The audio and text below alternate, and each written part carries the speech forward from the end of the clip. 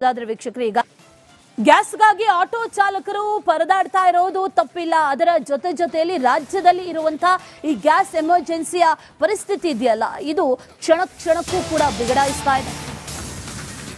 Gas ಎಮರ್ಜೆನ್ಸಿಯ ಪರಿಸ್ಥಿತಿ ಇದೆ. ಸದ್ಯಕ್ಕೆ ರಾಜ್ಯದಲ್ಲಿ LPGಗಳು ಸಿಗ್ತಾ ಇಲ್ಲ, ಆಟೋಗಳು ರಸ್ತೆಗೆ ಇಳಿತಾ ಇಲ್ಲ. ರಸ್ತೆಗೆ ಇಳಿದ್ರೂ ಕೂಡ ತಳ್ಕೊಂಡು ಹೋಗುವಂತಹ ಪರಿಸ್ಥಿತಿ. ಗ್ಯಾಸ್ ತುಂಬಿಸ್ಬೇಕು ಅಂತ ಗಂಟೆಗಟ್ಟಲೆ ಸಾಲುಗಟ್ಟಿ ಕ್ಯೂನಲ್ಲಿ ನಿಲ್ತಾ ಇದೆ ಆಟೋಗಳು, ಆದರೆ ಗ್ಯಾಸ್ ಸಿಗ್ತಾ ಇಲ್ಲ. ಇವತ್ತು ಈ LPG ಸಮಸ್ಯೆ ಮತ್ತಷ್ಟು ಉಲ್ಬಣಗೊಳ್ಳುವಂತಹ ಸಾಧ್ಯತೆಗಳಿದೆ. ಈ ಬಿಸಿ ಮತ್ತಷ್ಟು ಹೆಚ್ಚಾಗುವಂತಹ ಸಾಧ್ಯತೆ ಇದೆ. ಕಾರಣ ಇವತ್ತು ಗುಡ್ ಫ್ರೈಡೆ ಆಗಿರುವಂತಹ ಹಿನ್ನೆಲೆಯಲ್ಲಿ ಗ್ಯಾಸ್ ಸಪ್ಲೈ ಇರೋದಿಲ್ಲ. ನಿನ್ನೆಯೇ ಸಾಕಷ್ಟು ಕಡೆಗಳಲ್ಲಿ ತೊಂದರೆ ಆಗಿತ್ತು. ಅನೇಕ ಕಡೆಗಳಲ್ಲಿ ಗ್ಯಾಸ್ ಸಿಗದೆ ವಾಪಸ್ ಹೋಗುವಂಥ ಪರಿಸ್ಥಿತಿ ಉಂಟಾಗಿತ್ತು. ಆಟೋ ಚಾಲಕರು ಇವತ್ತಾದರೂ ಸಿಗುತ್ತಾ ಅನ್ನುವಂಥ ನಿಟ್ಟಿನಲ್ಲಿ ಕಾಯ್ತಾ ಇದ್ರು. ಆದರೆ ಇವತ್ತು ಗುಡ್ ಫ್ರೈಡೆ ಆಗಿರೋದ್ರಿಂದ ಇವತ್ತು ಕೂಡ ಗ್ಯಾಸ್ ಸಪ್ಲೈ ಇರೋದಿಲ್ಲ. ಅನೇಕ ಬಂಕ್ಗಳು ಈಗಾಗಲೇ ಬಂದಾಗಿತ್ತು. ನೋ ಸ್ಟಾಕ್ ಬೋರ್ಡ್ಗಳನ್ನು ಕೂಡ ಈಗಾಗಲೇ ಹಾಕಿಕೊಳ್ಳಲಾಗಿತ್ತು. ಅದೇ ಪರಿಸ್ಥಿತಿ ಇವತ್ತು ಕೂಡ ಮುಂದುವರಿಯುವಂಥ ಸಾಧ್ಯತೆ ಇದೆ. ಜೊತೆಗೆ ಅದಕ್ಕಿಂತಲೂ ಕೂಡ ಪರಿಸ್ಥಿತಿ ಉಲ್ಬಣಗೊಳ್ಳುವಂಥ ಎಲ್ಲ ಸಾಧ್ಯತೆಗಳಿದೆ.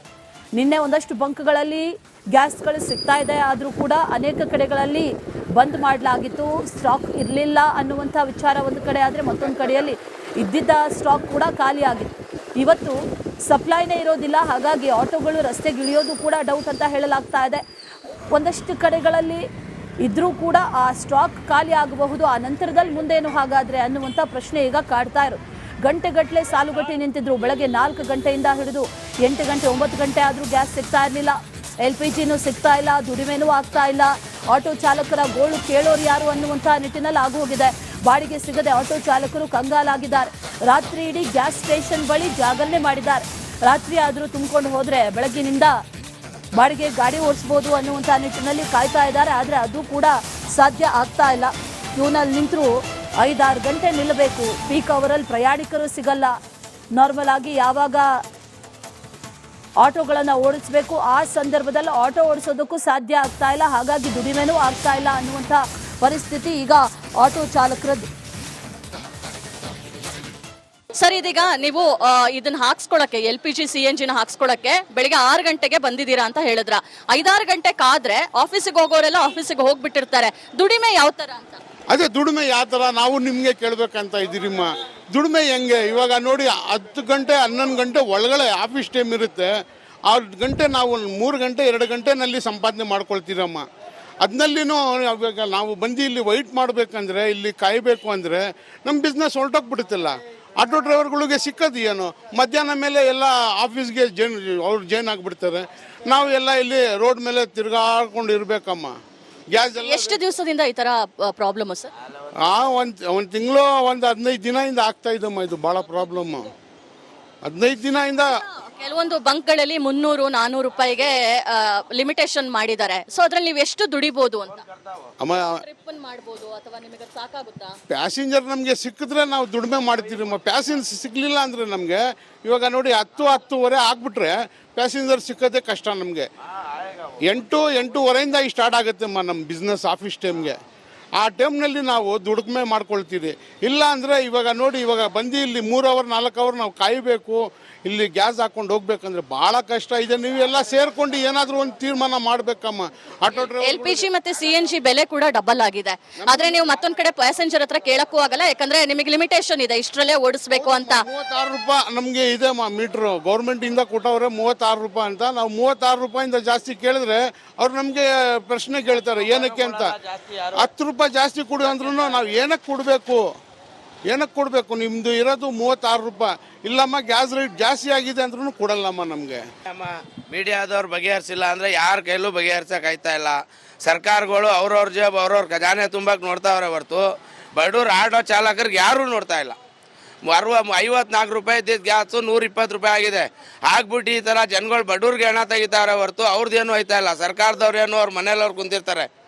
ಈಗ ಯಾರನ್ನ ಒಂದು 10-20 ರೂಪಾಯಿ ಕೇಳಿದ್ರೆ ಪೊಲೀಸವ್ರು ಏನು ಮಾಡ್ತಾರೆ, ಇನ್ನು ಆಟೋದವ್ನು ಜಾಸ್ತಿ ಕೇಳ್ತಾರೆ ಅಂತ ಬಂದು ಹಾಕೋತಾರೆ.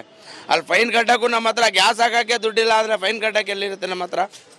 ನಮಗೆ ಆ್ಯಕ್ಚುಲಿ ಬಂದಿರೋದೇ ಆಟೋದವ್ರಿಗೆ ತೊಂದರೆ, ಬೇರೆ ಇನ್ಯಾರಿಗೂ ತೊಂದರೆ ಬಂದಿಲ್ಲ. ಬೇರೆಯವ್ರದ್ದೆಲ್ಲ ಅವ್ರವ್ರ ಅನುಕೂಲ. ಬಂಕ್ಗಳು ಇಲ್ಲ. ಇವಾಗ ಹೆಚ್ಚು ಕಡಿಮೆ ಒಂದು ನ್ಯಾಷನಲ್ ಕಾಲೇಜ್ ತನಕ ಕ್ಯೂ ಇದೆ. ಅಲ್ಲಿಂದ ಇಲ್ಲಿಗೆ ಬರೋ ತನಕ ಇಲ್ಲಿ ಗ್ಯಾಸ್ ಖಾಲಿ ಆಗಿರುತ್ತೆ. ಅಲ್ಲಿ ಕ್ಯೂಲಿ ಬಂದು ವೇಸ್ಟ್ ಆಗುತ್ತೆ. ನಾವು 4 ಕಾದು ವೇಸ್ಟು. ಆ ಥರ ಪರಿಸ್ಥಿತಿ ಇದೆ.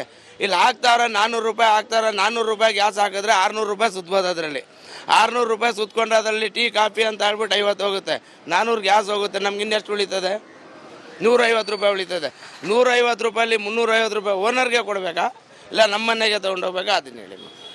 ಕೇವಲ 150 ರೂಪಾಯಿ 200 ರೂಪಾಯಿ ಉಳಿತಾ ಇದೆ, ಅದನ್ನು ಕೂಡ ಓನರ್ಗಳಿಗೆ ಕೊಡಬೇಕಾದಂತಹ ಪರಿಸ್ಥಿತಿ. ಹಾಗೆ ನಾವೇನು ಊಟ ಮಾಡೋದು ಅನ್ನೋ ಒಂದು ಪ್ರಶ್ನೆಯನ್ನ ಕೂಡ ಅವರು ಕೇಳ್ತಾ ಇದ್ದಾರೆ. ಕ್ಯಾಮ್ರಾ ಪರ್ಸನ್ ಮಂಜುನಾಥ್ KY ಜೊತೆ ದೀಪ್ತಿ ತೋಳ್ಪಡಿ, ರಿಪಬ್ಲಿಕ್ ಕನ್ನಡ, ಬೆಂಗಳೂರು. ಗ್ಯಾಸ್ಗಾಗಿ ಆಟೋ ಚಾಲಕರು ಪರದಾಡ್ತಾ ಇರೋದು ತಪ್ಪಿಲ್ಲ. ಅದರ ಜೊತೆಯಲ್ಲಿ ರಾಜ್ಯದಲ್ಲಿ ಇರುವಂತಹ ಈ ಗ್ಯಾಸ್ ಎಮರ್ಜೆನ್ಸಿಯ ಪರಿಸ್ಥಿತಿ ಇದೆಯಲ್ಲ, ಇದು ಕ್ಷಣಕ್ಕೂ ಕೂಡ ಬಿಗಡಾಯಿಸ್ತಾ ಇದೆ. ಗ್ಯಾಸ್ ಎಮರ್ಜೆನ್ಸಿಯ ಪರಿಸ್ಥಿತಿ ಇದೆ ಸದ್ಯಕ್ಕೆ ರಾಜ್ಯದಲ್ಲಿ. LPGಗಳು ಸಿಗ್ತಾ ಇಲ್ಲ, ಆಟೋಗಳು ರಸ್ತೆಗೆ ಇಳಿತಾ ಇಲ್ಲ, ರಸ್ತೆಗೆ ಇಳಿದ್ರೂ ಕೂಡ ತಳ್ಕೊಂಡು ಹೋಗುವಂತಹ ಪರಿಸ್ಥಿತಿ. ಗ್ಯಾಸ್ ತುಂಬಿಸ್ಬೇಕು ಅಂತ ಗಂಟೆಗಟ್ಟಲೆ ಸಾಲುಗಟ್ಟಿ ಕ್ಯೂನಲ್ಲಿ ನಿಲ್ತಾ ಇದೆ ಆಟೋಗಳು, ಆದರೆ ಗ್ಯಾಸ್ ಸಿಗ್ತಾ ಇಲ್ಲ. ಇವತ್ತು ಈ LPG ಸಮಸ್ಯೆ ಮತ್ತಷ್ಟು ಉಲ್ಬಣಗೊಳ್ಳುವಂತಹ ಸಾಧ್ಯತೆಗಳಿದೆ. ಈ ಬಿಸಿ ಮತ್ತಷ್ಟು ಹೆಚ್ಚಾಗುವಂಥ ಸಾಧ್ಯತೆ ಇದೆ. ಕಾರಣ ಇವತ್ತು ಗುಡ್ ಫ್ರೈಡೆ ಆಗಿರುವಂತಹ ಹಿನ್ನೆಲೆಯಲ್ಲಿ ಗ್ಯಾಸ್ ಸಪ್ಲೈ ಇರೋದಿಲ್ಲ.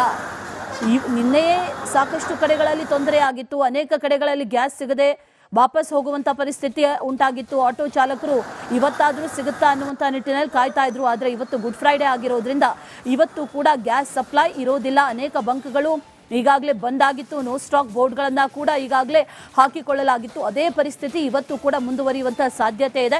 ಜೊತೆಗೆ ಅದಕ್ಕಿಂತಲೂ ಕೂಡ ಪರಿಸ್ಥಿತಿ ಉಲ್ಬಣಗೊಳ್ಳುವಂಥ ಎಲ್ಲ ಸಾಧ್ಯತೆಗಳಿದೆ. ನಿನ್ನೆ ಒಂದಷ್ಟು ಬಂಕ್ಗಳಲ್ಲಿ ಗ್ಯಾಸ್ಗಳು ಸಿಗ್ತಾ ಇದೆ, ಆದರೂ ಕೂಡ ಅನೇಕ ಕಡೆಗಳಲ್ಲಿ ಬಂದ್ ಮಾಡಲಾಗಿತ್ತು, ಸ್ಟಾಕ್ ಇರಲಿಲ್ಲ ಅನ್ನುವಂಥ ವಿಚಾರ ಒಂದು ಕಡೆ. ಆದರೆ ಮತ್ತೊಂದು ಕಡೆಯಲ್ಲಿ ಇದ್ದಿದ್ದ ಸ್ಟಾಕ್ ಕೂಡ ಖಾಲಿ ಆಗಿತ್ತು. ಇವತ್ತು ಸಪ್ಲೈನೇ ಇರೋದಿಲ್ಲ, ಹಾಗಾಗಿ ಆಟೋಗಳು ರಸ್ತೆಗೆ ಇಳಿಯೋದು ಕೂಡ ಡೌಟ್ ಅಂತ ಹೇಳಲಾಗ್ತಾ ಇದೆ. ಒಂದಷ್ಟು ಕಡೆಗಳಲ್ಲಿ ಇದ್ರೂ ಕೂಡ ಆ ಸ್ಟಾಕ್ ಖಾಲಿ ಆಗಬಹುದು, ಆ ನಂತರದಲ್ಲಿ ಮುಂದೇನು ಹಾಗಾದರೆ ಅನ್ನುವಂಥ ಪ್ರಶ್ನೆ ಈಗ ಕಾಡ್ತಾ ಇರೋದು. ಗಂಟೆಗಟ್ಟಲೆ ಸಾಲುಗಟ್ಟಿ ನಿಂತಿದ್ರು. ಬೆಳಗ್ಗೆ 4 ಗಂಟೆಯಿಂದ ಹಿಡಿದು 8 ಗಂಟೆ 9 ಗಂಟೆ ಆದರೂ ಗ್ಯಾಸ್ ಸಿಗ್ತಾ ಇರಲಿಲ್ಲ, LPGನೂ ಸಿಗ್ತಾ ಇಲ್ಲ, ದುಡಿಮೆನೂ ಆಗ್ತಾ ಇಲ್ಲ. ಆಟೋ ಚಾಲಕರ ಗೋಳು ಕೇಳೋರು ಯಾರು ಅನ್ನುವಂಥ ನಿಟ್ಟಿನಲ್ಲಿ ಆಗೋಗಿದೆ. ಬಾಡಿಗೆ ಸಿಗದೆ ಆಟೋ ಚಾಲಕರು ಕಂಗಾಲಾಗಿದ್ದಾರೆ. ರಾತ್ರಿ ಇಡೀ ಗ್ಯಾಸ್ ಸ್ಟೇಷನ್ ಬಳಿ ಜಾಗರಣೆ ಮಾಡಿದ್ದಾರೆ. ರಾತ್ರಿ ಆದರೂ ತುಂಬಿಕೊಂಡು ಹೋದರೆ ಬೆಳಗ್ಗಿನಿಂದ ಬಾಡಿಗೆ ಗಾಡಿ ಓಡಿಸ್ಬೋದು ಅನ್ನುವಂಥ ನಿಟ್ಟಿನಲ್ಲಿ ಕಾಯ್ತಾ ಇದ್ದಾರೆ. ಆದರೆ ಅದು ಕೂಡ ಸಾಧ್ಯ ಆಗ್ತಾ ಇಲ್ಲ. ಕ್ಯೂನಲ್ಲಿ ನಿಂತರೂ 5-6 ಗಂಟೆ ನಿಲ್ಲಬೇಕು. ಪೀಕ್ ಅವರಲ್ಲಿ ಪ್ರಯಾಣಿಕರು ಸಿಗಲ್ಲ. ನಾರ್ಮಲ್ ಆಗಿ ಯಾವಾಗ ಆಟೋಗಳನ್ನು ಓಡಿಸಬೇಕು ಆ ಸಂದರ್ಭದಲ್ಲಿ ಆಟೋ ಓಡಿಸೋದಕ್ಕೂ ಸಾಧ್ಯ ಆಗ್ತಾ ಇಲ್ಲ. ಹಾಗಾಗಿ ದುಡಿಮೆನೂ ಆಗ್ತಾ ಇಲ್ಲ ಅನ್ನುವಂಥ ಪರಿಸ್ಥಿತಿ ಈಗ ಆಟೋ ಚಾಲಕರದ್ದು. ಸರ್, ಇದೀಗ ನೀವು ಇದನ್ನ ಹಾಕ್ಸ್ಕೊಳಕ್ಕೆ LPG CNGನ ಹಾಕ್ಸ್ಕೊಳಕ್ಕೆ ಬೆಳಿಗ್ಗೆ 6 ಗಂಟೆಗೆ ಬಂದಿದ್ದೀರಾ ಅಂತ ಹೇಳಿದ್ರ. 5-6 ಗಂಟೆ ಕಾದ್ರೆ ಆಫೀಸಿಗೆ ಹೋಗೋರೆಲ್ಲ ಆಫೀಸಿಗೆ ಹೋಗ್ಬಿಟ್ಟಿರ್ತಾರೆ. ದುಡಿಮೆ ಯಾವ ತರ ಅಂತ? ಅದೇ ದುಡಿಮೆ ಯಾವ ಥರ ನಾವು ನಿಮಗೆ ಕೇಳಬೇಕಂತ ಇದ್ದೀರಿಮ್ಮ. ದುಡಿಮೆ ಹೆಂಗೆ? ಇವಾಗ ನೋಡಿ 10 ಗಂಟೆ 11 ಗಂಟೆ ಒಳಗಡೆ